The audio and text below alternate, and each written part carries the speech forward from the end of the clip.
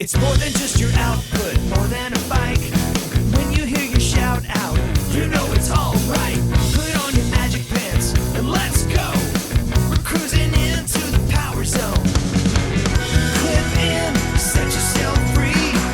Come on and take a ride with me. You know what you need to know and what's it all about. Everything you need, it's on the Clip Out.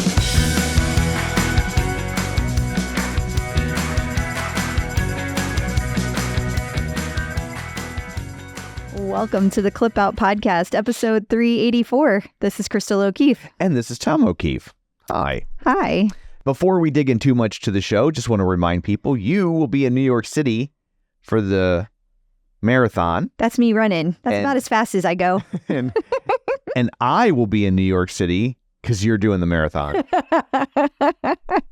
But together, we will be at the Copper Still to do a little meetup. Yeah. And we had a little freak out last week, so we thought there was a minimum.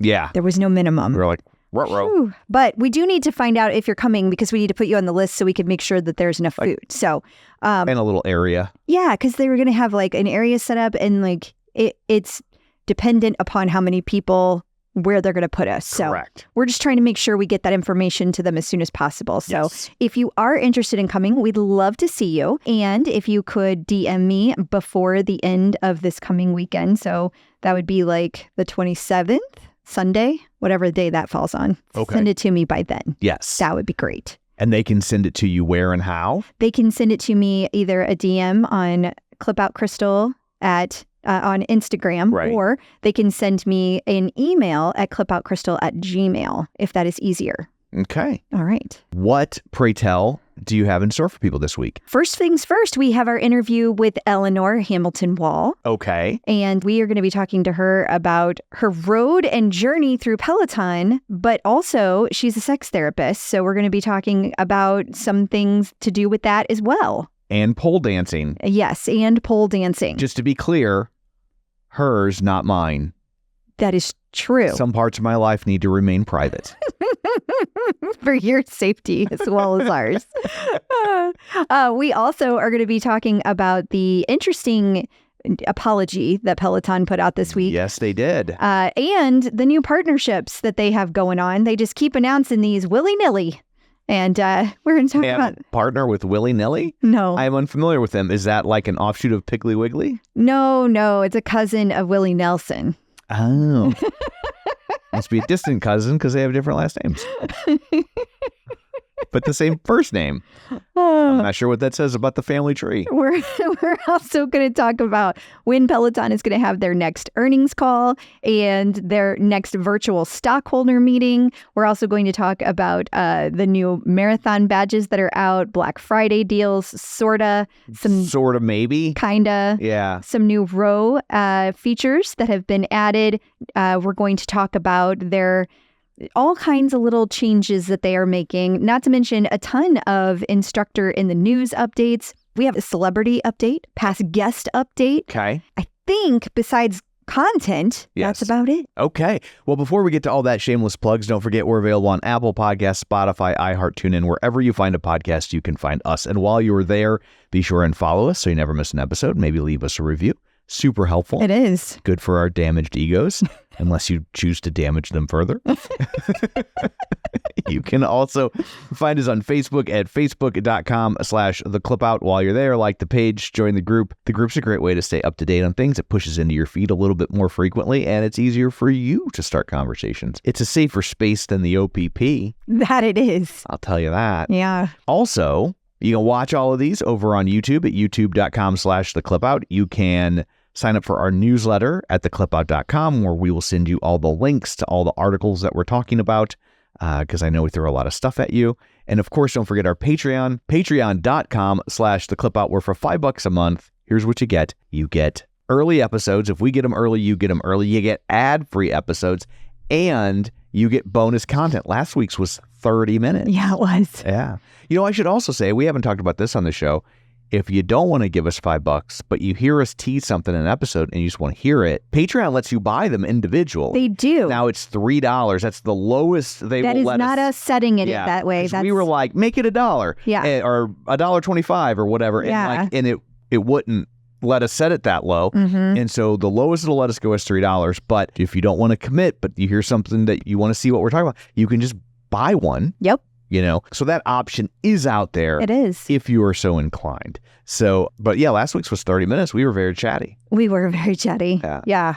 But it's also a great way to help the show. It is. There's obviously a lot of costs associated with all this, and it's certainly appreciated if you have the means to throw an extra $5 a month at us. And if you don't, we get it, because we know this time of year especially can be rough. Then everything's going up in costs these days. Got all that Halloween candy to buy. And next it's going to be holiday gifts and all kinds of things. So anyway, there's all that. Let's dig in, shall we? We shall. Peloton this week had a social media post that was so bad, they actually had to not only acknowledge its badness, they then had to apologize for said badness. It's interesting. I saw the original post, which was a listing of like what your times, it was a whole bunch of marathon tips. And within those tips, it talked about that your target mile times that were tied to like beginner, intermediate, and advanced. Now, I read it and immediately went, well, this doesn't apply to me. Right. Because the beginner time was 10-minute miles. And I was like, well, I wish. That would be nice. Maybe that was intended. It was an internal communique intended for instructors. If you're an instructor and you're a beginner, you're probably doing 10-minute miles. If you're a normal human being, not born on the planet Krypton, I don't know that beginners start with 10-minute miles. That seems like a lot. It is a lot. I will say, in Peloton's defense, a couple of things. One, they say in their apology, this too, that these times were sourced from a third-party report, including State of Running 2019.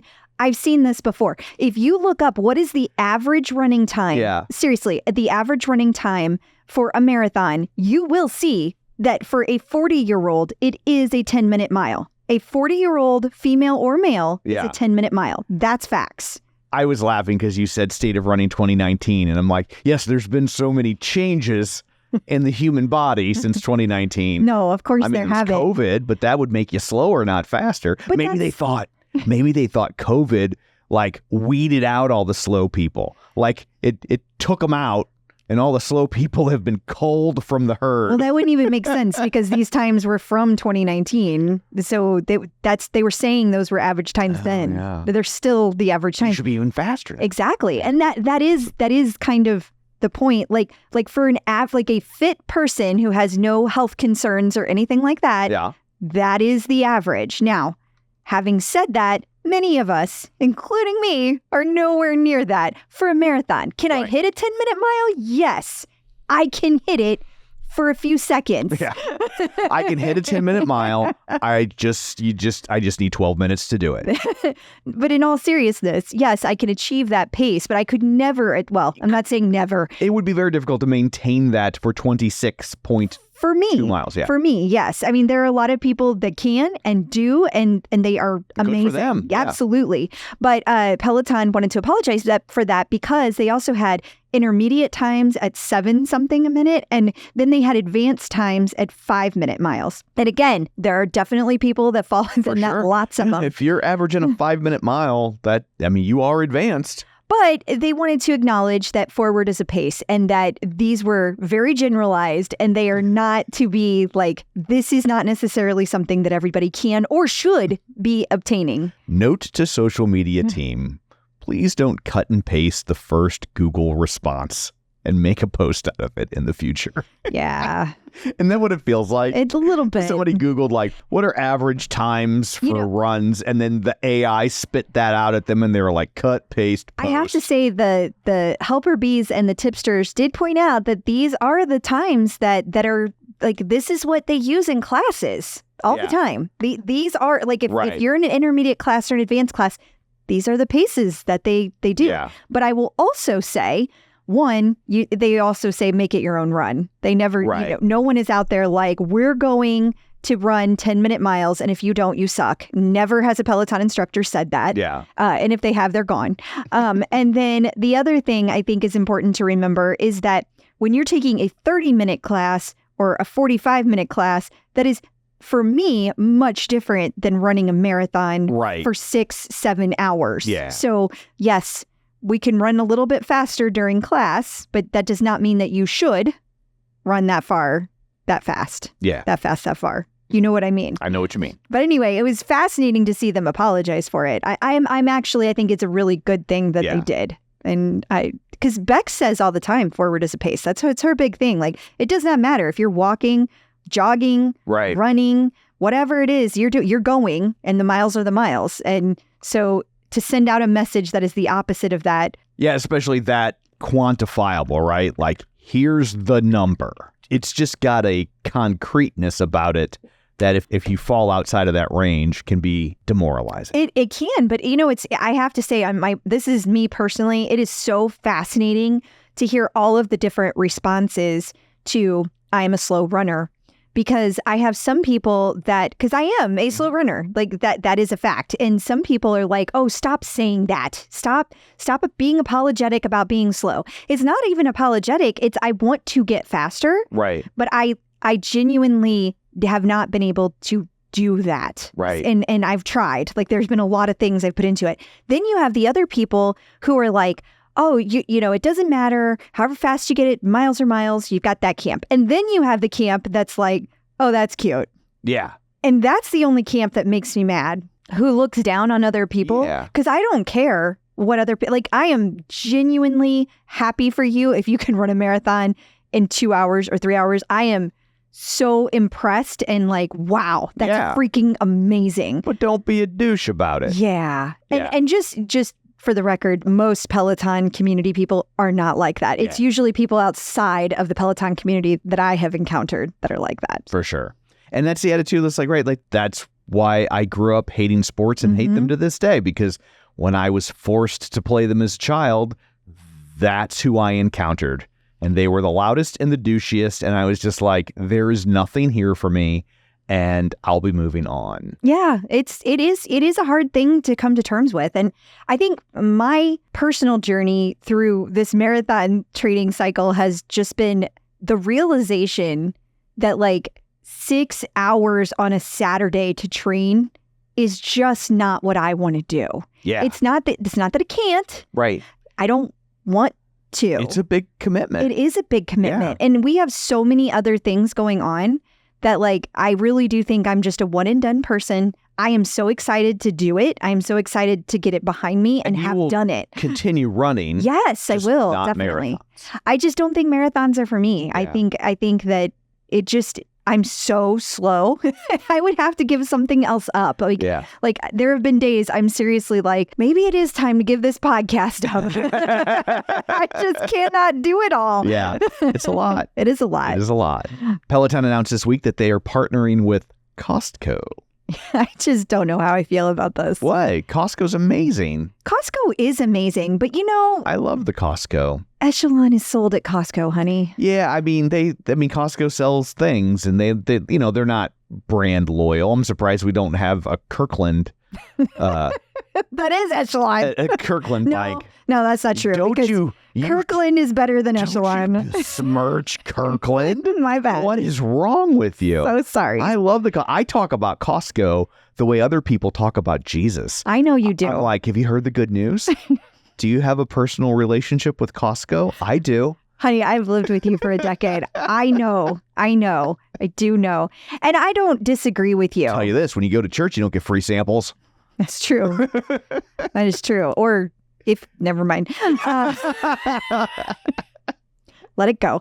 I will also say that as much as I'm kind of like, ooh, I feel like it's kind of like taking the brand down a little bit. But at the same time, I will also say it's a step in the direction of democratizing it and making it available to that many more people. But I don't feel like that's Costco's like the classy Sam's, right? It is, but they had an echelon in there. And you put an echelon anywhere, it's no longer classy. I'm sorry. Yeah, but I mean, stores sell I just don't things. think you can... I just don't hold stores responsible for the products. You know what I mean? Like that's just a product that you can get there. Yeah. In the same way you can get it at a Walmart. But you can also buy echelons at Walmart. That's what I meant. But that, you know, like if anything, I think it hurts Echelon because... Oh, it'll definitely hurt Echelon because they're going to see that janky piece of crap next to this solid bike. There's no second guessing. Like you will just know. Because whenever you just see an Echelon, you don't have it to compare right next to a Peloton. I get that.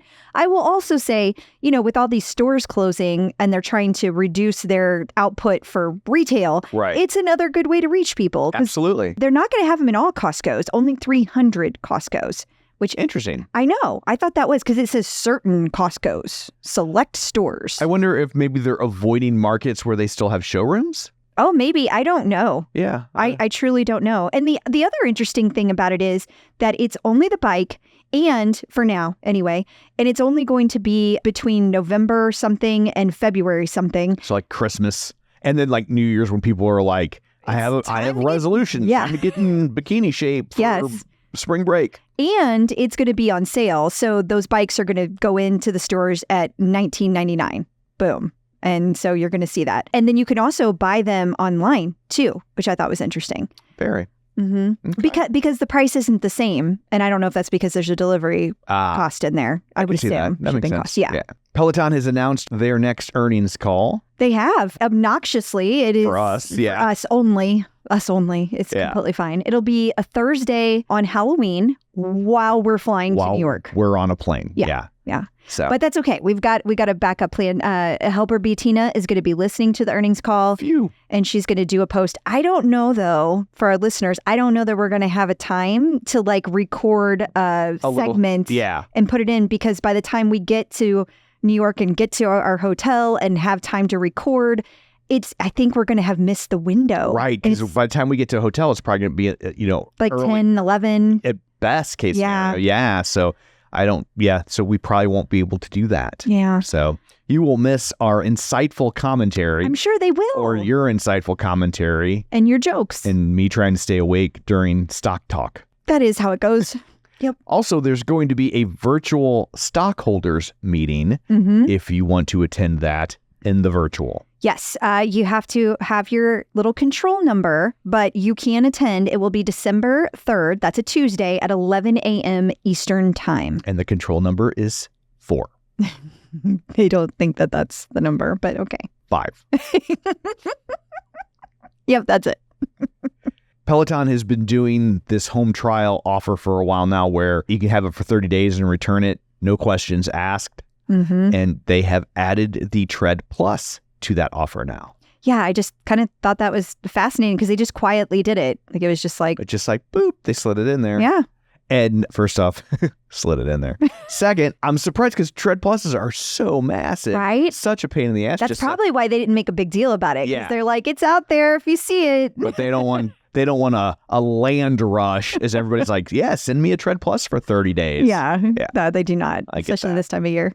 Yeah, for sure. It is marathon season. I don't know if you know that or not. No, I had no idea. Marathons, you're going to run one in like a week and a half. So you should you better start doing a little extra time on your Tread Plus. I'll try. Just to get up to speed. Okay. Yeah. But Peloton has released marathon badges. They have. So the same weekend as the New York City Marathon, if you are able to get a full 26.2 miles, then you get the gold. You can also run or walk a 10K to get a bronze, and you can do 13.1 to get a silver. But if you don't average a 10-minute mile, they do not give you that badge. They said, suck it. We're just kidding. You're a loser. So that is between October 26th and November 3rd. So you have to do the 26.2 miles all at once or just over the course of the weekend? Walk or run it, all of it added up together. Okay, so you don't have to actually do a marathon. Nope. You could do 10 on Friday and then...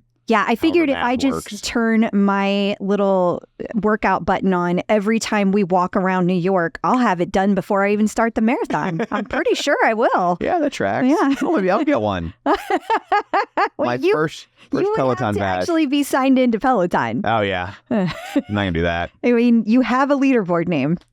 Do I? Yeah, it's like no classes. Or Yeah, it's in the zero. opening credits on the show because when we went to that first HRI, we had to have one so I could get a wristband to go to the party. And I think you gave me the name No Rides. Yeah, because that was your only option back then, was right? your Like only option. the only way you could use You Peloton could do was the ride. Beyond the Ride back then. Yes. That was before they had like the app. That was just Beyond the Ride. You Yeah. had your little weight classes. Wow, times have changed. Yes, they have. So there is more going on in the world of the run stuff on the Peloton machines. Yeah, I'll take it from here. Please do. Okay, this is interesting. The first ever live outdoor run is going to occur on November 2nd. It's going to be a 30-minute 26.2 celebration run with Robin. The interesting thing about that, well, actually, there's a few interesting things. One, again, first ever live outdoor run. Yeah. Never been done on the Peloton platform. Number two, it appears to us that if you look at the schedule, that it says audio only. So Okay. we're taking that to mean that they're not going to have visuals on Robin. It's just going to be her voice. Okay. Very strange, right? Yeah. And today they were testing an outdoor class with some random person, and they had like an outdoor audio test, and it was just like showed up on the schedule. And they do that every once in a while when they're testing stuff, because Yeah. I guess at some point it's got to go in the live production. Right. before it. But anyway, all that to say, this I'm not exactly sure what this is going to look like. Like, Well, it won't look like anything. but if you're taking it, are you supposed to go outdoors and take it, but it's live? Like that, I don't know exactly what you do. Right. Do you just put your headphones in and go for a run while you listen? Is that the idea? Are you supposed to get on your tread and look at nothing? I don't know, Tom. I got nothing, man. Okay, so we'll find out together. I mean, we probably won't find out together because... No, you will find out. Yeah. And then you will tell me about it later. Yeah. But I can assure you, we will not find out about it together. Well, I don't know if I'm going to get to take this class because it's Saturday, November 2nd at noon Eastern, and Okay. I don't know where I'm going to be. That's fair. And then also part of this marathon extravaganza, there's going to be a run with Bex and Meb. Meb is going to be live in studio with Bex. So just to put this in perspective, Meb is one of the greatest runners on the planet. Okay, I was like, what's He- a Meb? Meb is the man. Okay, so you know whenever we had Rob on from the New York Roadrunners podcast, Yes. and you told Rob, oh, you shouldn't have a tip every week. Yeah. That's Meb. Meb does the tips. Oh, I see. Just the tip. Tom. What? That was my recommendation for the segment. If you're going to do it, just the tip. So it is going to be a 30-minute marathon race prep class, and it's going to be with Meb and Bex. That's going to take place November 1st, 3 p.m. Eastern. I tried to see if there were any openings left for that class because I was going to try to... Get on the wait list. Yeah, there is none. It's just full. It doesn't say wait list. It just says full. Gotcha. But that's okay. I've got lots of fun classes to be in. That you do. Peloton has announced Black Friday deals, or maybe they haven't, or maybe they're just looking back fondly on Black Friday's past. It's so weird because on the website, everything appeared Black Friday and Cyber Monday offer. But it says we are excited to announce our 2023 Black Friday and Cyber Monday offer. No inflation at Peloton, though. That's good, right? I guess. Yeah. You don't get more off. It's 2023 pricing No. for 2024. It's 2023 sales. Oh. So it says, because it's like the basics is $350 for the bike off. Like, not that you're paying $350, you got $350 off. Right. So they did not change the pricing. So it's that much off, but if it went up $200, yeah. But also, I'm unclear if the dates are the same too. Like, is it going to be November 7th and November 28th? It seems unlikely. Like they Right? probably land, like it might be around that same general vicinity, but like, I think it is going to be then because the November 28th, I thought, was Thanksgiving. Like, it falls at a weird, I don't know. I think it's on a Thursday. Pretty sure.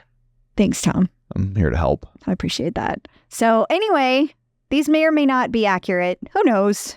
But it's there. There you go. The row has added total lifetime distance. Yeah. Which, correct me if I'm wrong, the row doesn't actually move. The distance is 0. Everybody's distance is 0. But how much you row is recorded. So the meters, because we've talked about this before with the meters. And if you'll remember, they had this for the tread and the bike and not on the row. And now it has been rolled out to the row, but not all rows. It appears to be rowing out slowly. Oh, dear. Hey, I laugh at yours. Is that better? A little. Okay. It sounded kind of forced. We talked 2 weeks ago about the pop-up Peloton store in Australia in Bondi Junction. Yes. And longtime listener of the show, Roz went there and got some pictures that if you're watching on the YouTube, you're looking at right now. Yeah, it looks really pretty. And it's nice to see Roz. Yeah. And it's just kind of crazy. Every time I see pictures of somebody in another place on the planet, I'm always like, that's so cool. Like, they took this picture and they're like literally on the exact opposite side of the You world. could drill a hole Just be like, and go right "Ooh." there, except for we would be crushed and melted I mean, there's that. by the Earth's core. But besides that, we could totally do that. Yes. But yes, and Claremont is where Bondi Junction is, right? I think. According to what they wrote there. And that's in Western Australia, if you're wondering. But because it's the other side of the globe, their west is actually the east. That's how that works. I don't think so. I'm pretty sure that's exactly how directions work. Seems likely. Okay. Yeah. So Peloton has announced their social impact partners.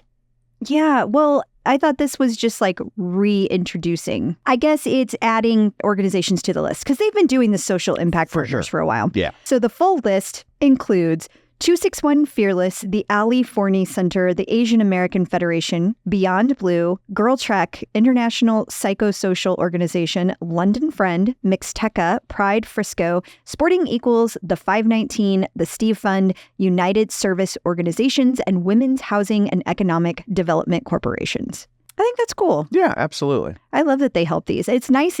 I am glad when they post these reports because it's nice to see what's happening in the background. For sure. And a quick look at smaller stories you might have missed. Alex K is gearing up for the New York City Marathon. Maybe you'll bump into him. I know that I won't because Alex is the fastest. And we put out an article today. I don't know if it's included on the list because it just came out where all 7 of the instructors that are running are going to be listed. But Alex's his bib number is the lowest, which means that he goes out first, which means that he is the fastest. Gotcha. Which does not surprise me. He's tall, has long legs, and he's an Olympic medalist. It tracks. It does. Also, Aditi Shah has launched Flow and Let Go. So this is actually coming back. This is coming back. It's going to be kicking off, but this is not a new series. I don't know why we said this was a new series, but it is a series that is returning and it is coming back for fall. So that is nice to see. And coming up after this, we are going to talk about the instructors who are running the New York City Marathon, and we will have their bib numbers and all that stuff. So sit tight. Instructors in the news. If you are looking to follow the Peloton instructors as they run the New York City Marathon, we have a complete list of them with their bib number, so you can type it into the little app. Yes. And do the tracking. Yes, you definitely want to download the TCS New York Marathon app from the App Store. And Kirsten Ferguson is going to be running 52926, Jeffrey McEachern, bib 31180, Logan is going to be running bib 19263, Eric Yeager 27273, Mariana Fernandez 11401, Rad Lopez 20565, and Alex K 2064. See how much lower his is? Yeah, he has fewer digits. In the letter, this is an article. That's what this is. There we go. We wrote an article about this, so you don't have to go back and write these numbers down as we say them out loud. It lives over on the website or social media. You can find it in the group, or I will email it to you in an article on Monday if you subscribe to the newsletter. Yeah, but what I was going to say was that we have pictures of the start times, and it actually shows you like what bib number starts what time in the picture. So, for instance, Alex as 220 whatever he is, he's an orange start, and he is in the first wave. So he'll be out at 9:10. As opposed to me, I will be in wave 5, and I am in pink, and I am in the last corral, the letter, because they separate them by letter. Your bib number was actually written in wingdings using Word. It was like They ran out of numbers. they ran out of numbers because it was so low. So so what high. is your number? Oh, what is my number? I don't have it in front of me. I didn't know you were going to ask me that. Hold on. I will go to my Facebook page where I had posted it because I figured only those people would care. It is 66471. So we had a long off-air conversation about whether or not we should include your bib number in this article. Because I'm not an instructor. Yes, but it's also the Clip Out website. I know. And you are, in fact, Clip Out Crystal. Yeah. So I know you're not an instructor, but I would think there's probably a person or two, if they follow your stuff, that might want to see how you're doing. I mean, I posted it on my Instagram stories. Yeah. If they wanted to know, they could have it. Did you post it 3 octave higher like that? I How you did. said it? I did, just Okay. like that. But anyway, so all of those are out there. If you want to go check them out at theclipout.com, you can find the numbers there written out so they're easier for you to insert into your app of choice. Yes, definitely. You could also just look them up by name too. But some of the names are a little tricky because they're like Rad is Radichel. That's his full Okay. name. So Yeah. that might be easier if you just get it from our website. Maddie Giacomo hosted the Athlete Ally event. He did, yeah.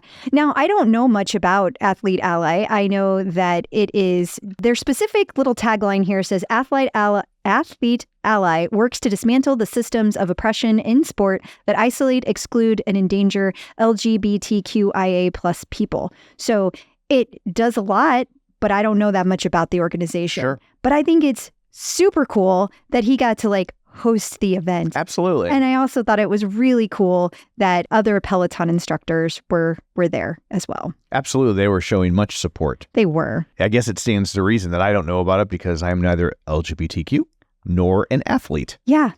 There are no intersections that cross in your life. But it's really cool that he's doing that. It is. And his shoes were amazing. I don't know if you saw him in the picture. I did not. They're very bright. They're amazing. You might remember a while back, Cody Rigsby was on Dancing with the Stars. Mm-hmm. It was in all the papers. Yes. And yes, the it was. TV, since it's a TV show. Right. Yeah. His partner, dance partner, Cheryl Burke, is apologizing to him in the People magazine. I just thought this was so strange because it's so long ago. Yeah. And she's saying that she said she had just watched all of her dances with Cody when she was watching a recent episode of Sex Lies and Spray Tans podcast. That's her podcast. Okay. And she said, first of all, I just want to say to you, I apologize for my personality at that time and my attitude because it had nothing to do with you. And I just want you to know that. And then Cody said, I know that. I even wrote it in the book. And it is Cody. Is that shade? Is he like, why didn't you read my book, lady? It might have been. It's like when I'm like, hey, are we doing this thing on the weekend? And you're like, I put it in a text. And I'm like, oh, yeah. Usually I'm like, I sent it to you in a calendar. I reminded you via text and I reminded you 30 minutes ago is usually how that went. So yeah, that's not shade. That's just, Tom, are you okay? So in this analogy, I'm Cheryl Burke and you're Cody Rigsby. That's a weird analogy right there. Does that make you my boo? I thought the wedding ring made you your boo. Well, he calls everybody his boo. I seem to remember there being vows. There were vows. There were real vows. Real vows. So I should say, this is, I don't think it's something you ever noticed until we got together, and then it drives me crazy. It drives you so crazy that I like. Now it drives you crazy. It doesn't drive me as crazy, but I love to rev you up about it. It's fun. So when people write their own wedding vows, which first off, if you wrote your own wedding vows, more power to you, but I think it's dumb. Because I'm like, the wedding vows, like they kind of worked out what you need to agree to.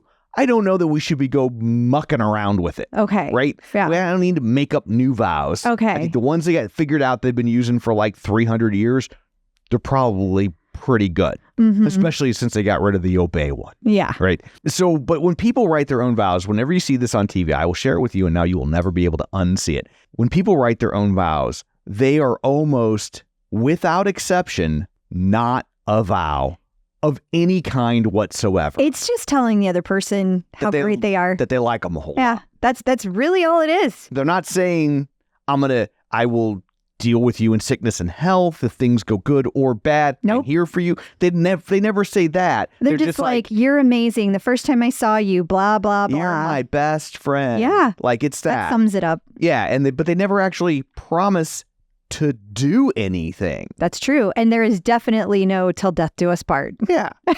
So. Although, to be fair, we both did not continue that vow Well, in our first marriage. I think she didn't continue that vow. And I'm like, well, If you're not going to do it. you literally have a boyfriend. I know, because you're hiding him in the basement. It's true. The love and honor and respect thing. Yeah. It's kind of not there. Yeah. So that's Anyway. yeah. But we did do vows. Like We absolutely did vows. And continue to honor them. Yes, but there was no obey. Just saying. I know I made you remove it. I was like, I'm not saying that. Well, I wasn't planning on it. We talked a while back. I would guesstimate 100 days ago about Tunde's Feels like longer than that, but clothing challenge. Yeah, we did. Yeah, she had to wear 100 different outfits in 100 days, and she did it A different outfit every day. every day because that's how much clothes she has. Yeah. And now at first that sounded overly ostentatious. It's funny because we have switched places. At first I thought it was cute. Now I am like, okay, we get it. You've got a lot of clothes. Like I'm so over it. But it was part of a weeding out process or something, wasn't it? I'm not sure that it was. I'm not sure that it was. And then I don't know. I'm just done with it. I've got a lot of hoodies. Yeah, you do. You do. You might be able to complete the challenge. I don't think I have 100 hoodies. I don't know, Tom. 98 tops. I don't have 100. I don't have 100 hoodies. Said 98 tops. I might have 30 hoodies. That's true. But I don't have 100 hoodies. Yeah, I don't know. Yeah. I mean, I don't know. Anyway, she did it. It's over on the Instagram. She's got a little thing as it flashes through all of the outfits super fast. So if you have epilepsy, you've been warned. And then it'll also be in the newsletter that we send out this week. So if you can. And the last one that she wore was the canary yellow dress at the end. And that's the one that she had nowhere else to be that day and she couldn't wear it to work. So that is what she decided to walk her dog in. Okay. It's a very fancy dress, so it's just funny. Wouldn't it be funny if on the last day she wore the thing on the first day and it was only $99? I feel like she had to dig deep. I don't know. Swimsuits count? I don't know. Whatever. Coming up after this, we have a new celebrity Peloton sighting, so sit tight. Peloton Artist Collaborations. The latest artist series features Gabriel. Yeah, and I honestly have never heard her. Or if you're from the Midwest, Gabriel. No, because Gabriel is a boy name. Gabrielle is a girl name. Oh. And We're in from a red state. We can't switch those genders around. That's the law here. They'll write us a ticket. But traditionally, Gabriel. Okay. Now I can't even do it. Gabriel. There you go. Gabrielle. There you go. Okay. But yeah, I'm not familiar with her work either. No, I don't know it. I'm curious to hear more because I would like to check it out. I've learned a lot of new artists through Peloton. Well, then sometimes too, they're like big in other countries. Exactly. So it's like it's maybe an artist series. It's really more focused on Austria or something. And I didn't know if because I'm not familiar with her music, I didn't know if that fit into Latin Heritage Month or for sure. If this is that should be over, right? Because it's September 15th, October 5th. Yeah, you're right. So it should be over. So yeah, I don't know. Maybe it's a black artist in UK. Don't know. We're still celebrating that, I think. Okay. So I don't know. Got me. Find out. That's your artist series, so you can check it out, and then you will know. You will know. Peloton Celebrity Sightings. So I was unfamiliar with this person, Marcus King. Same. But he's a apparently well-known guitarist. He has a band called the Marcus King Band. And he's Grammy nominated. There we go. Yeah. Which is quite the coincidence that he would end up in the Marcus King Band. Why? I guess when he showed up, they just kind of had to hire him. Because his name was Marcus. Sure. You think that didn't go the other way around? Well, how's that? Anyway. Anyway, he wrote an article for Billboard magazine. I guess he has had sobriety struggles in the past. He's talking about it openly. I'm not like outing him or anything. And one of the things he mentions that helps keep him focused is riding his Peloton. I thought that was really cool that he talked about, because the name of the article says how artists can navigate staying sober with a little help from their friends and Peloton. Yeah. And what it means a lot to me personally, because the reason that legit I still am doing this podcast, because I don't know that I would be otherwise, is the community is really the heart and soul of what brought me into Peloton, what I fell in love with, and it's still there. And I just love that he sees it in that same way, like that is helpful to him for sure, personally. And I figured this band must be pretty big because he references how he rides it like every day on tour. And I was like, well, if your band's big enough that you can take a Peloton that on you tour, can lug a Peloton around with you on tour, you're doing okay. Because if you're playing clubs in a van with a little U-Haul trailer, it's going to be a lot harder. They ain't letting you bring a Peloton. I'll tell you that right now. You're not going to have room. No. Not going to have room. No. So it must be doing okay. Yeah. Well, good for him. And I think it's awesome.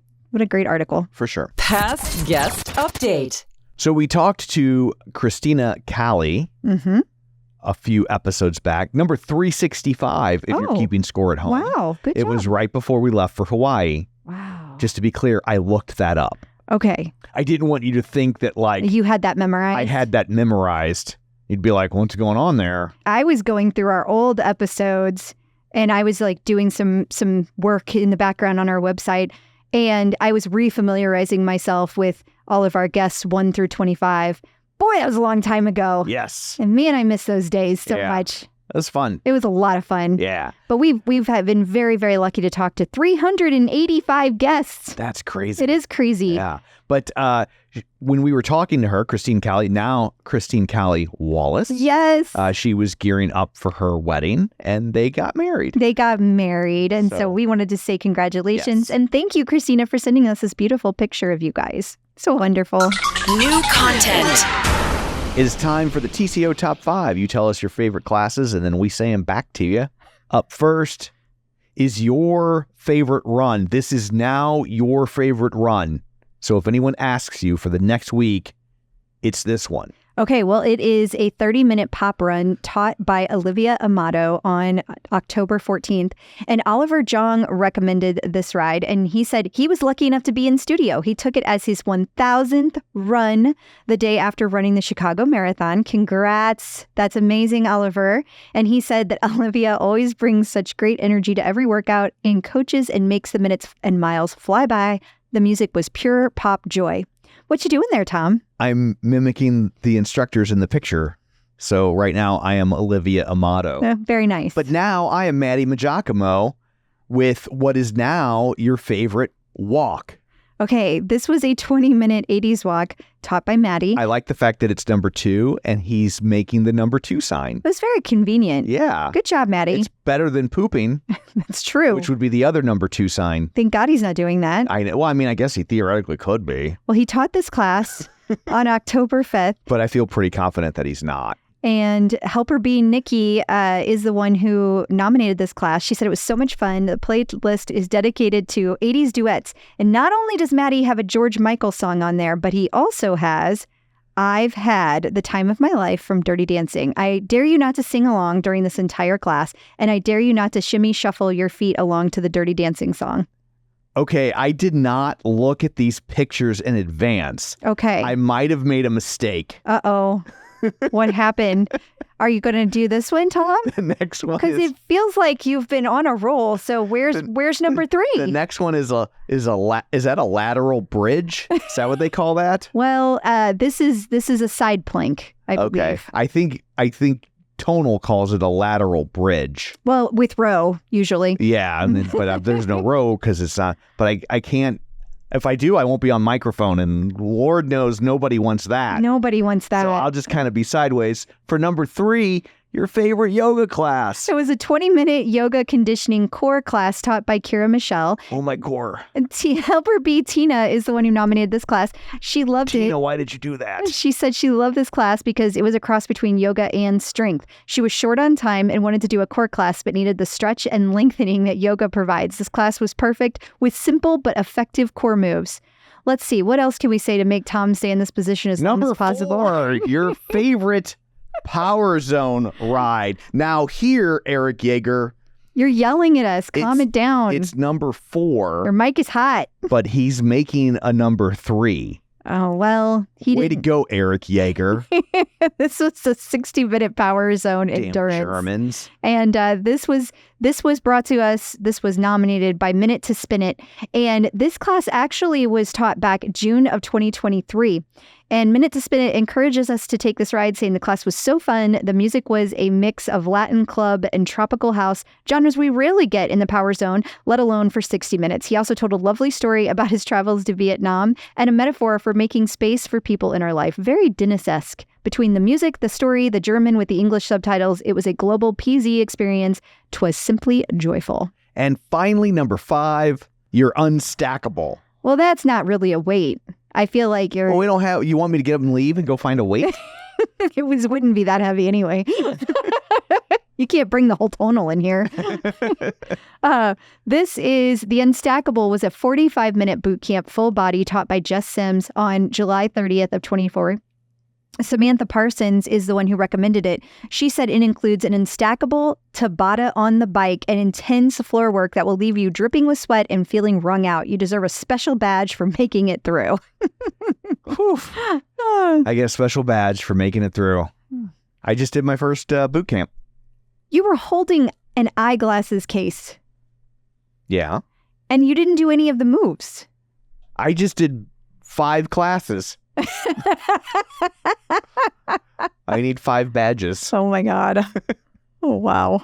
Now we take a look at what's going on this week at Peloton. First up, 60-minute Halloween full body strength boot.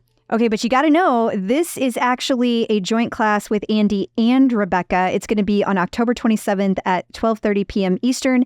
And Andy said that our favorite newscasters are returning, so they're going to be dressed up as their newscaster duo. Okay. We have new episodes of Set the Pace podcast. Yeah, they've added them. They're going to be adding them to the Peloton platform. 5 new episodes. They're going to be on demand on October 25th. And so these, as a reminder, are hosted by Bex Gentry and, of course, Rob S. from Set the Pace podcast. We also have morning flow and meditation stack. Yeah, Chelsea is going to be teaching these starting Thursday, October 24th. It's going to be a morning slow flow at 7:30 a.m. Eastern and then a 5-minute meditation at 8:30 a.m. Eastern. Nice stack. And then we also have a class to celebrate Austria's National Day. Holiday. Well, then in the article it says Austria's National Day. It does. So is this like their July 4th? I guess their so. founding? Yes, I assume. If you're Austrian, let us know. Yeah, that'd be great. We would let love us to know learn. in English or we won't know what you're saying. That is true. Or we could throw it in the Google Translate. That's true. We're Americans and you know how we are. Yeah, we only know the English. Yeah. But this is going to be taking place on Saturday, October 26th. It's going to be a 30-minute Austro pop hike. Is that really Austro? A-U-S-T-R-O? Anyway, that's going to be taught by Marcel Maurer. And then there's going to be a 30-minute Austro pop ride with Mila. And that's going to be at 8:30 a.m. And those are both BST times. Okay. Nerd alert if you like the Stranger Things. I'm super excited And about we this do. one. We're way behind on it, though. Oh my God, Forgot yeah. to watch that last We season. did. There is a special limited edition Stranger Things lane break. Yeah, I'm excited about this as well. So it's a ride and it's going to be all themed for Stranger Things. So you do it entirely upside down. Yeah, you hang from your ceiling Flip your bike over and just start riding and pedal with your hands. and hold on tight. You're in the upside down. Just a reminder, we have Halloween classes just around the corner. Yeah, Peloton put together an entire collection. And so the Halloween 2024 classes will be added to that as they debut. And then also they have the Halloween challenge this year.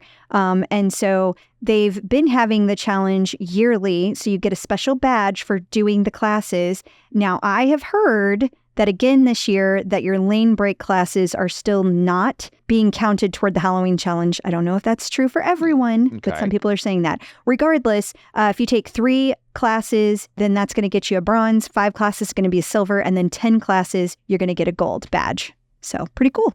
Ben Aldis is working on new content, and it will be Liverpool content. It will, yes. You know, they have their partnership with Liverpool Football Club. Yes, I should have specified football club. It's not just a Liverpool. bunch of scouses.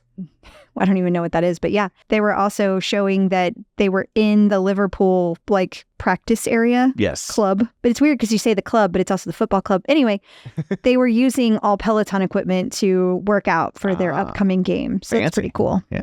We have a review over at theclipout.com of Jocelyn Thompson Rule's Discover Strength program. Well, now the program just started, so we did, review it and kind of go over it, but I don't know that It's not a full review because all the classes aren't available, but we're discussing what we can thus far. Yeah, and so right now what we know is that she's been doing these lives, and tipster Trish was telling us that she had watched the newest live. She answered everybody's questions because people were asking questions because it was a live. Sure. And she also shared that weeks 1 and 2 of the Discover Strength program are foundational moves, and then weeks 4, 5, and 6 are you going to use those same foundational moves and expand on them. There's going to be a push-up clinic. Weeks 4, 5, and 6 are also meant to be repeated up to the 6-month mark. And then she said to do cardio after these classes, not before.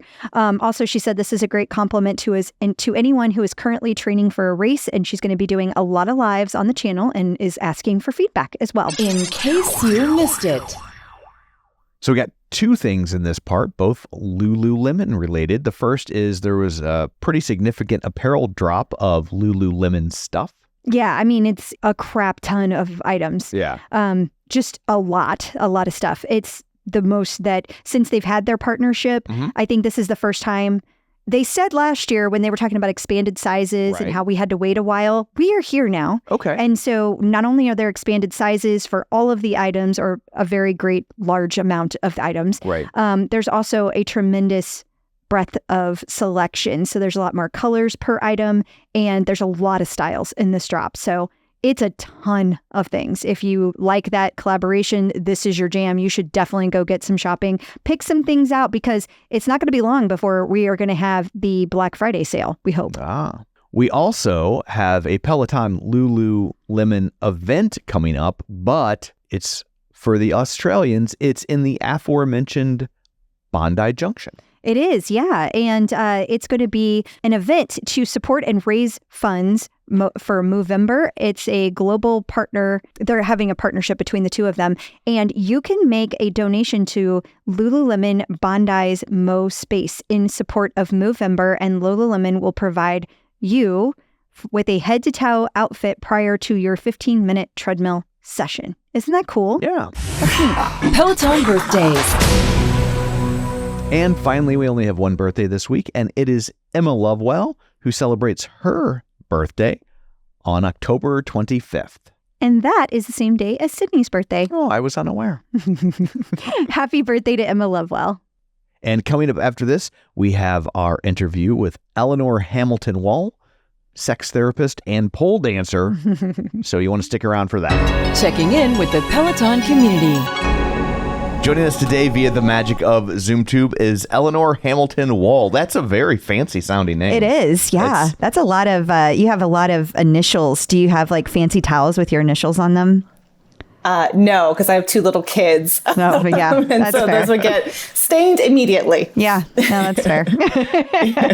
Well, I bet it would be a great monogram. I'm just saying. Now I'm trying to picture it in my head if it would look like some initials look weird when you I don't think those would though. No, I don't think they would. But I do have a question. Gaming it out. I'm not a fancy person, but when it comes to monograms, aren't you supposed to put like one of them that's big in the middle, and it's actually the last name goes in the middle? Yeah, so ours would be terrible monograms because it's an O. It would be the middle one, and that would look terrible. It doesn't look like a letter, right? Like it just looks like a circle. Yeah, O is not a good last name. Yes. It's not. And you've got the apostrophe, like what do you do with that? Yeah. Don't even get me started on the apostrophe. That is the worst. That and then his junior and his last name, sweet passports. baby Snow Peas. Oh my word. It's a wonder I ever get back in the country. It is. Yeah. It is. But we are not here about us. We are here about Eleanor. Or monograms. Yes. It's true. We went off on a tangent round one. Instantly. All right. Yes. Well, Eleanor, how did Peloton originally end up on your radar? Yeah, I know. I was trying to think about that in anticipation of the show. I've been a fitness instructor since 2013. So I remember hearing about it just because I always kind of kept a finger on the pulse of all the fitness things. I always just kind of want to know what was out there. I heard about it. I loved the idea of it. I just thought that sounded so cool. And I remember when the commercial came out, the infamous commercial, one of my friends was like, oh, I could never get a Peloton now. And I said, like, you could put Hitler in a commercial and I still want a Peloton. Like, I'm Jewish. Let me preface this, I am Jewish. Okay. I was like, I'm like, some people that would be a selling point. Yeah, like, I don't know. Like, who are we talking to right now? Yeah. Exactly. And I was like, I would still want one. It's just such a cool idea to have that at home. And then finally, I'm a pandemic Pelotoner, so not an OG. But I was pregnant with my second. And when we got that stimulus check, I was like, I'm pregnant. We got a stimulus check. It's time. We're getting the bike. Yeah. So you started using the bike while you were pregnant? Yes. Okay. And how far along were? Can I ask that? Is that allowed? Yeah, that's fine. I was like, if she's pretty okay with like it. 6 months. Okay. So was your doctor, like, did you talk to your doctor, I guess I should say, about exercising? And was your doctor like pro, yes, this is fine? Or were they like, ooh, be careful? Yeah, I had talked to him about it before because, as I said, I was a fitness instructor. So working out was a big part of my life before I got pregnant with my first. And this is my second. So we'd had a lot of conversations. We will talk in a moment about how I'm a pole dancer. She had nixed going up into the sky 20 feet. Yeah. That seems Yes. yeah. I get that. Completely fair. What if you went into labor while you were up there? Right. That would not be good. How strong is an umbilical cord? I don't know. It's like a bungee. Right. Not a good way to test it, though. Yes. I'll tell you that. Exactly. So we'd had a lot of conversations about that, and they were really supportive. She said, honestly, she didn't know the Peloton platform that well, but she was like, from everything I've heard, this almost seems like a great thing to do when you're pregnant because you can just kind of get on. You're not outside walking in unstable surfaces. You're not, doing anything too intense. You're so close they were fully to a phone. supportive. Yeah. No one has to geolocate you if something were to Yes. occur. So Yes. Yeah. This is during the pandemic. So I got to be inside too and all that. Yeah. Yeah. Yeah. Okay. All right. So once that decision was made, here came the bike. And obviously, with being a fitness instructor, you've been into fitness for a long time. Now, is that a lifelong journey or is that something that you decided once you were an adult, or how did that work? It definitely was not lifelong. I grew up and I was a major nerd. So Tom, fellow nerd. And I hated working out. Like my mom used to write me a note to get out of PE so I could go read a book in the corner. Wish my mom had done that. Me too. To be fair, my school wouldn't take it. But she was willing. She was willing. Mom points for that. Yes. Yes. Yeah. So I hated it. And then I went through, I think, a phase a lot of women go through in the US, which is I go to the gym to lose weight. So I go and like get on the elliptical for 45 minutes and then get off. And I never really liked it that much, to be honest. But then when I found pole after I graduated college was when I got really into fitness and just realized what a great thing it is for your mind, as well as your body. And once I realized how it makes you really strong mentally and physically, I got really sucked into it. And I just think the Peloton platform does that so well. The classes are so empowering. Yeah. It doesn't matter which one you're taking. They're all really great. So I guess since you like the pole stuff, here's my thought. Oh, dear. See if this works. Oh, no. You watch one of the classes on the phone, right? You take a bar class, but you just turn it sideways. It's not that kind of bar, Is that babe. would that work? Not Because now that it's kind going of, this way instead of this way. No, there's no bar in the bar classes. Oh, I thought that's where they put their leg up, like for ballerinas. You would think, but no. Okay. So. Coming Christmas 2024. Yeah. Yes. But what made you discover pole dancing? How did you get into like, oh, I want to be an instructor? Like, tell us about that journey. Yeah. So I graduated from college, and at that point, I'd pretty much just been doing the whole I went to spin classes in college, but never was really consistent with it. And I graduated, and I got my first full-time job, and I was living in San Francisco, so I got my first full-time 3 jobs. Okay, gotcha. Living there, and I'm a social worker by trade, so these were in nonprofits. I was working with people experiencing homelessness. I was working on the HIV unit in San Francisco. So pretty intense jobs. And it was my first time just kind of having to be at a desk working from like 6 a.m. to 6 p.m. And it was a lot. And so I started looking for something just to kind of relieve some stress, to do something on my way home so I could kind of take a break and go home refreshed. And I was trying a bunch of different things. I did TRX. I was going to yoga. I was just kind of trying all the different stuff in San Francisco. And I got a Groupon one day at lunch, and the tagline was "Not Your Mom's Fitness." And I was like, okay, what is this? And it was a pole class. You're like, you don't know my mom. It means your kids. What kind of fit? Geez. They'll get a Groupon for something like that, and it'll just be like a spin class. No, it's going to be step aerobics. That's what it's going to be. Yeah. Literally, it was literally going to be Full that circle. for them. Be like Jack LaLanne.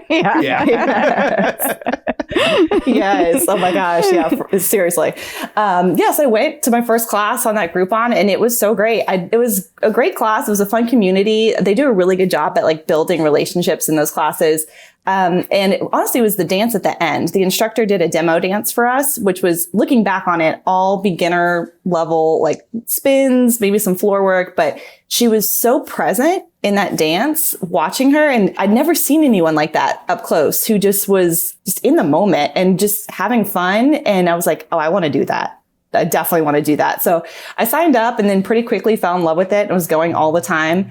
And then the owner of the studio tapped me. She was like, I think you should be an instructor. Like, when you're ready, let's start training. And we started training, and I started teaching in 2013. So it's been 11 years of teaching, and I've been a pole dancer for 13. Wow. So it's just been a long time. Okay, I'm still reeling over 2013 is 11 years ago. I was not... Like, I know that's math is correct, but my brain had not accepted that fact. Wow. Yes. Wow. That's really cool. Okay, but you also mentioned that you're a sex therapist. So now you just mentioned like 4 different part-time jobs. What do you do now? Tell us all of your jobs right well, she now. lives in San Francisco. Still, it's the only way she can afford. See, she doesn't. Oh, okay. I had to, it's too expensive. Well, yeah, when you were like social worker in San Francisco, and I'm just like, well, how does that work? Like, do they have rent on a Groupon? That should be part of the job. Like, part of what they pay you should be living like where you live in San Francisco, because it's so expensive. How else could you be a social worker there?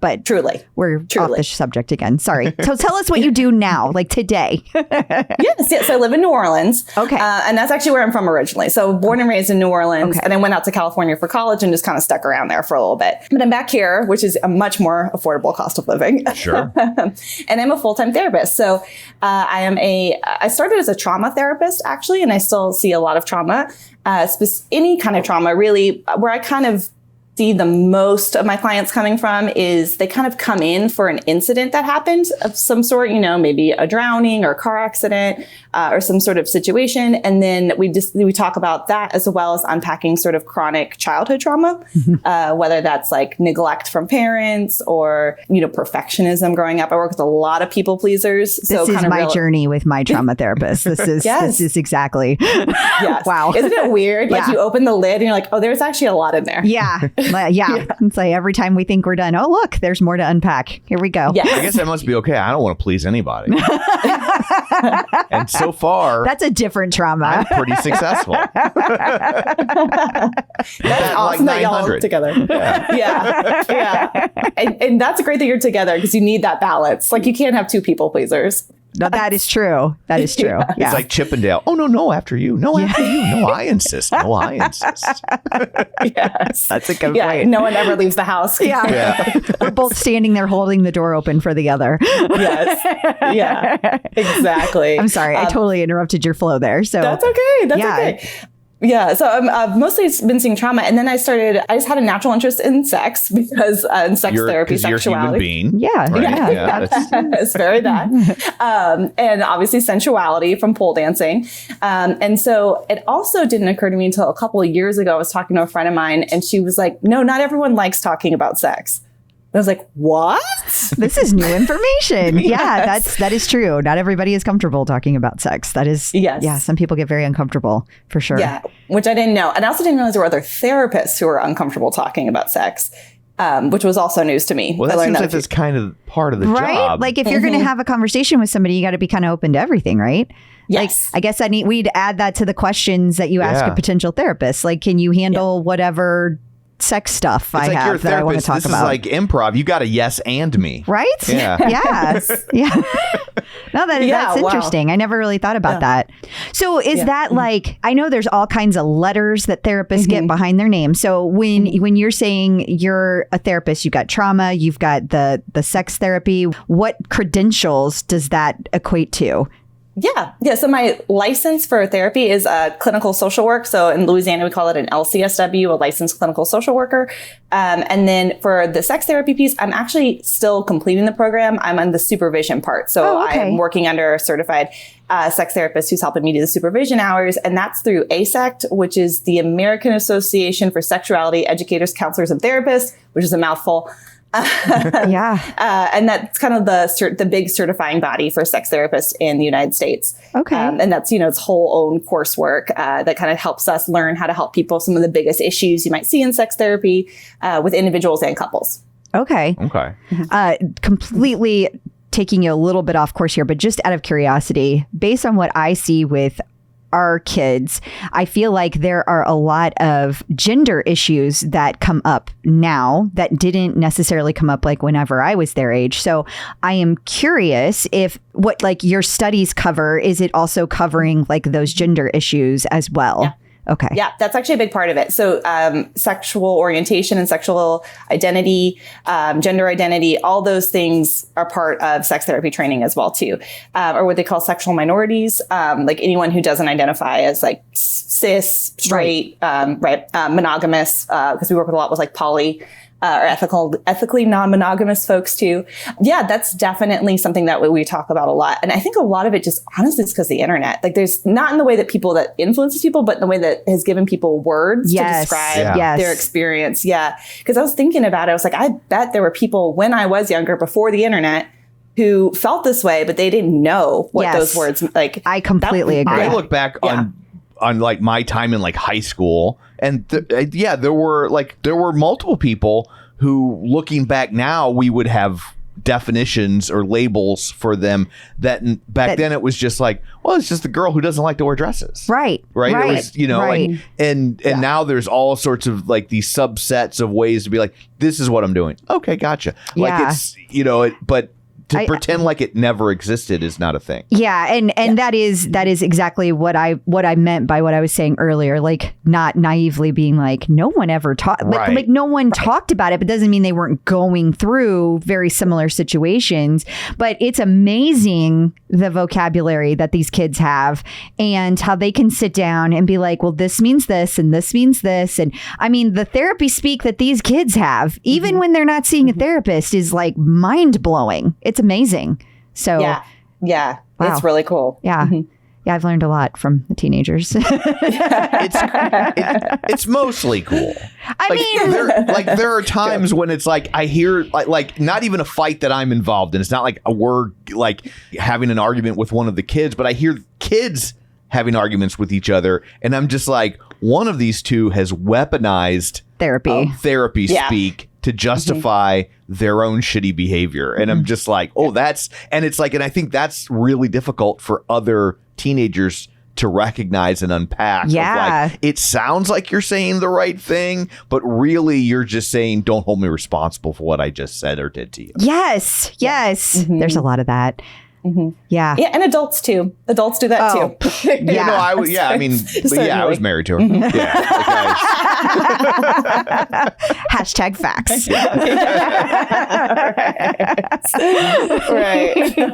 Yeah. But I would think that is like a really like pressure filled work life, because that's some heavy stuff that you're dealing with day in and day out, whether regardless of kind of where you're at on that therapy spectrum, all the different things you just talked about. That's like a lot of heavy stuff. Yeah, it can be. And the pro of that is that when you work through it with someone, it's so rewarding and exciting to see them make all these leaps and bounds. And then, of course, the other side of that is that you do need a lot of self-care, which I realize that word is kind of getting overused now. But back to the idea of Peloton, that's been huge for me, is just to have this like space, this universe, this Peloton universe to go to like, de-stress, or, either way, if I'm like feeling kind of anxious, like, oh, that was like a lot today, to kind of come down, or if I'm feeling like, oh, I'm kind of zoned out, that I'm like losing ability to focus, like kind of bring it back up. That's good. Do you like take a different, like a specific kind of class when you are feeling that way? Or is it just like any class does that for you? Yeah. So I wanted to check in, and this kind of just going to touch in on something else that kind of is a through line through all the work I do, whether I'm instructing pole or a therapist, is I would talk a lot about embodiment, which is this understanding of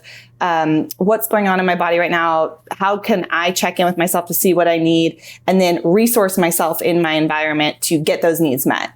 It's a whole process, because we are not taught that. For most of us are not taught that growing up. In fact, we're kind of taught the opposite. We're taught like, ignore your bodily cues. It doesn't matter that you're hungry. It's not lunchtime. You have to wait, So that process has been really important for me, because I'll come and I'll check in and go, oh, I'm noticing my heart rate feels kind of high.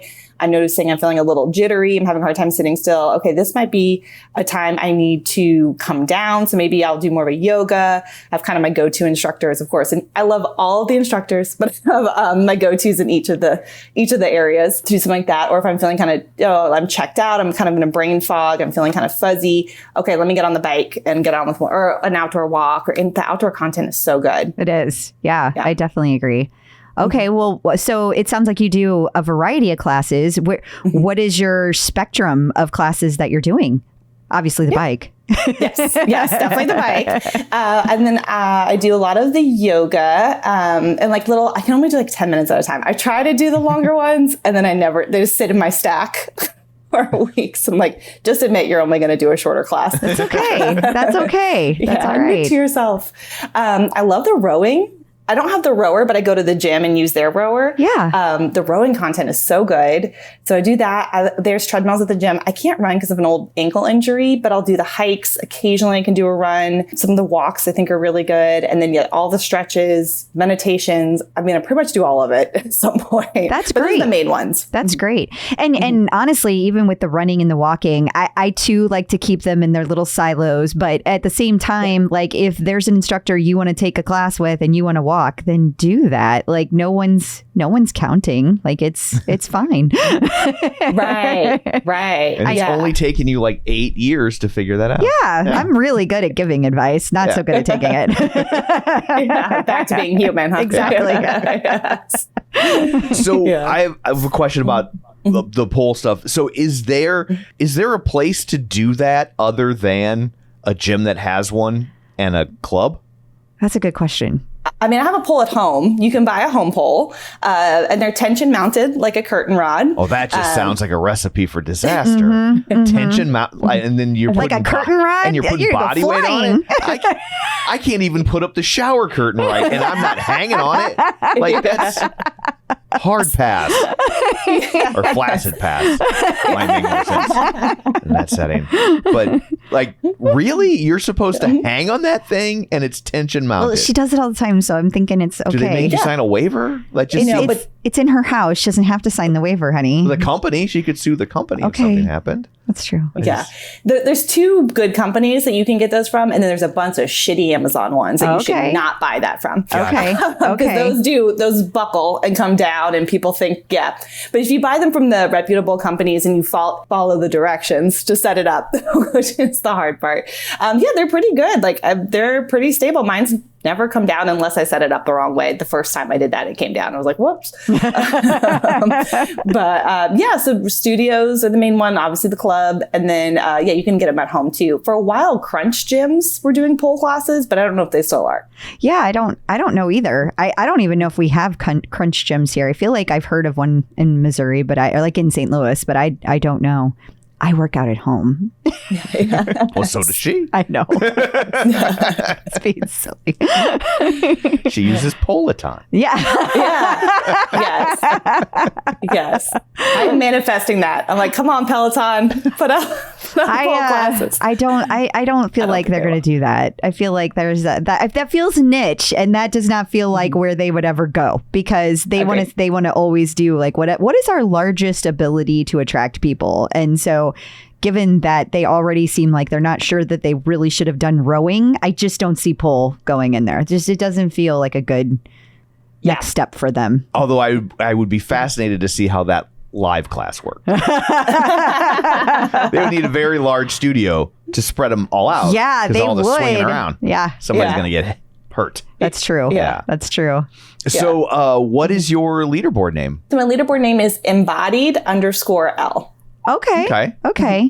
Because you say you go by L instead of Eleanor. Yeah. Okay, or not just Eleanor. Right. Okay. So, does that work for you? Do you get shout outs with that? It's so hard these days. It's hard to gauge, but that seems like that'd be an easy one for them to say. That's true. Yeah. I don't ride live a lot because I have two little kids. They're 4 and then one's about to be 3. So I'm mostly doing recordings. I did get a shout out on my old leaderboard name was Pello Pole Dancer. Yeah. And I actually did get a shout out from Bradley Rose for my 100th ride with that one. And I was like, yeah. At least if Oliver Lee was still around, you would have got a shout out and a DM. He was proud of himself for that one. You can tell because his eyebrows are up. I don't know what you're talking about. That's awesome. So do you have a preferred instructor? I do love all of them. I'll say that for the most part. I'm a Cody girl. I love Cody. I love his music and he's just so funny. Honestly, it goes by so fast. So Cody is probably my favorite on the bike. Also Jess King. But I love all of them, to be honest. I still think one of my favorite rides I've ever done is Christine's Pink Ride. Oh, yeah, that's a good one. That one is so good. Talk about embodied. The way she runs that class is so grounded. And I have a theory because I know, Crystal, you're not the biggest fan of Kendall. And I have a theory that it's because she's not very embodied, because she sort of says one thing, but the actions don't line up. Yeah, that actually really makes a lot of sense, because that is a long-standing thing with me. Like take a car salesman, for example. You walk in and you know how they're always very schmoozy. Instantly, I can't stand them. And I'm not even saying they're bad people, but their actions are not matching what their words are. And that always is instantly, I'm out. I don't like this. I want to leave. I don't trust this situation. She likes the bad car salesman. We had a car salesman who was we would ask questions. He'd be like, I have no idea. I'm like, yes. I've been here I buy 3 that. days. I buy and she that. was like, this guy might not be telling us things that are right, but he's not lying to us. And that I trust. Because he's too dumb to do it. Yes. Which then, the more I game that out, I'm like, but wait, she picked me? What does that mean? It means you're not good at faking your emotions. That's what it means. Okay. Should I be insulted now? No. What's happening? No, that's a good thing. That's a good thing. I think that's a very good theory, though. Yeah. Yeah. I was thinking that, because when you were talking about Kendall, I was like, I feel the same way. And I was trying to think about why. And I was like, I think that's what it is. Sometimes the words don't really match the actions. But so definitely love Cody on the bike. And I love Cody, but even as he's gotten bigger, I'm sometimes it does feel like a performance. And I'm like, bring it back, boo. Bring it back. Back when it was a little raw. Yeah. And then, of course, Adrian Williams for strength. He's who amazing. doesn't? Yeah. Who doesn't love him? And Callie. For yoga, I love Kira and Chelsea. And then for rowing, Katie and Ash. Okay. That is a very interesting mixture that you have there. Very interesting. I would have expected you to add on a Robin with the Cody, and the other one you said, it's already gone out of my head. Well, no, for strength. Oh, Jess King? Yes, Jess King. I would have expected Robin to be added into that triple little threat there. And then I'm surprised that with like, I know you don't do a lot of the running classes, but I'm surprised you don't have like Maddie listed in there. And you're like, oh, but I do like that. I know. Like, there's so many. There's so many, right? There's a lot of good ones. That's a very interesting stratus you have there. Yeah, I usually pick by music. So whoever's the playlist, I kind of go with. Okay. That makes sense. Do you pick genre or decade or?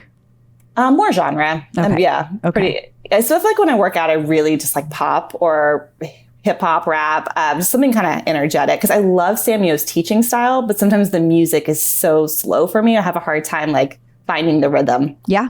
No, that makes sense. So do you have any advice for people just now entering the world of Peloton? Yes. Okay. So I've been thinking about this question for a long time. I'm glad I asked. I've been listening to you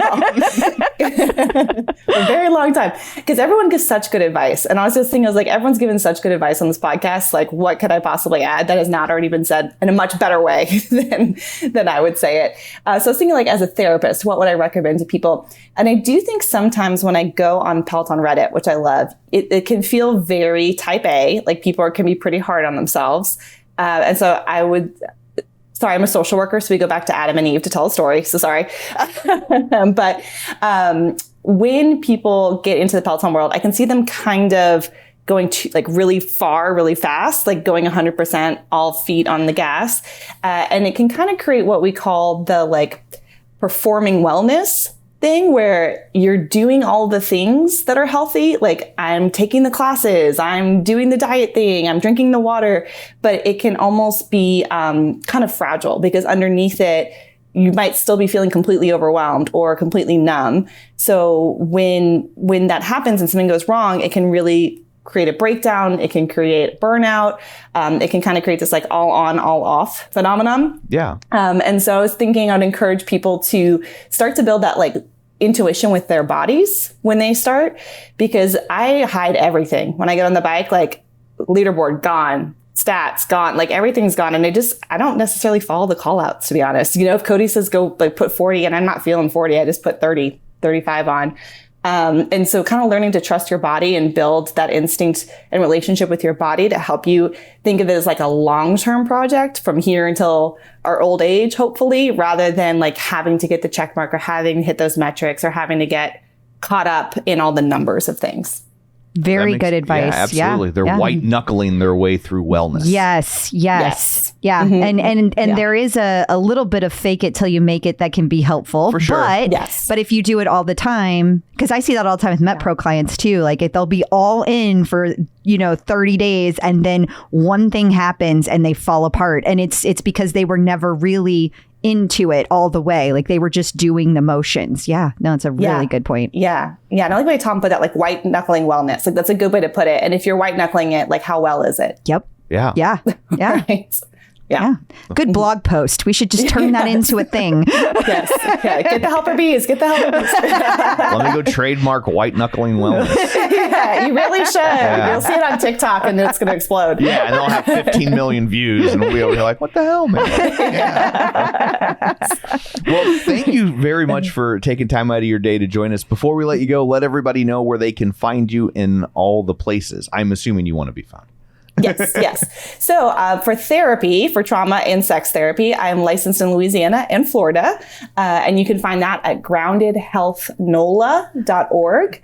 And then if you want now warning, my Instagram is not suitable for work because it is pole dancing. But if you're interested in embodiment or pole dancing or anything like that, my Instagram is embodied_L. And those are kind of two separate businesses that kind of get at the same thing, which is helping you live your most authentic life, finding out what your needs are so you can get them met. I also do help facilitate like intensives in New Orleans. So if anyone's looking to come down to New Orleans and have like a very restorative weekend of mind, body, spirit healing, feel free to reach out. Awesome. Well, thank you so much. Yes. Thank you. Thank y'all. Clip out. So I guess that brings this episode to a close. Until next time, where can people find you? People can find me on Facebook at facebook.com/Crystal D. O'Keefe. They can find me on all the social media platforms and the Peloton leaderboard at Clip Out Crystal. And you can find me on Twitter at Roger Kubert or on Facebook at facebook.com/Tom O'Keefe. You can find the show online at facebook.com/The Clip Out. While you're there, like the page, join the group. And of course, don't forget our Patreon at patreon.com/The Clip Out. $5 a month, all sorts of bonus content. And we like you extra. So that's it for this one. Thanks for tuning in. Until next time, keep pedaling And running. and rowing. Bye. Clip in